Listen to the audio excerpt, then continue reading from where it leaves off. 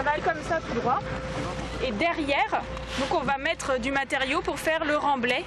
Démarré en janvier, le chantier du port de Brest avance. D'ici quelques jours, les sédiments vont s'accumuler pour former dans quelques mois un polder de 14 hectares. Sur le côté, un quai long de 860 mètres permettra le déchargement de grands éléments pour les éoliennes offshore. Les deux structures, la digue et le quai, sont des structures métalliques. Donc on plante des planches métalliques qu'on appelle des pales-planches qui vont créer la structure de la digue et du quai. Il est nécessaire que les ports s'agrandissent pour accueillir de nouvelles filières, pour rester dynamiques, parce que le foncier, c'est ce qui fait aussi la valeur d'un port. Et tous les ports aujourd'hui grandissent en avançant dans la mer.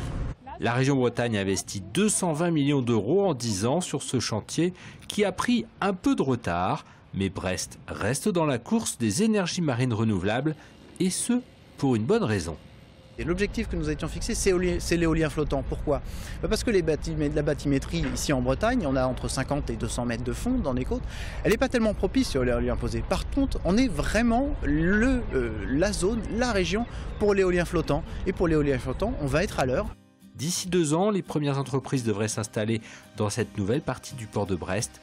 Ce sont elles qui doivent développer les parcs éoliens de la baie de Saint-Brieuc au nord et de l'île de Groix au sud de la Bretagne. Des investissements allant de 2 à 4 milliards d'euros.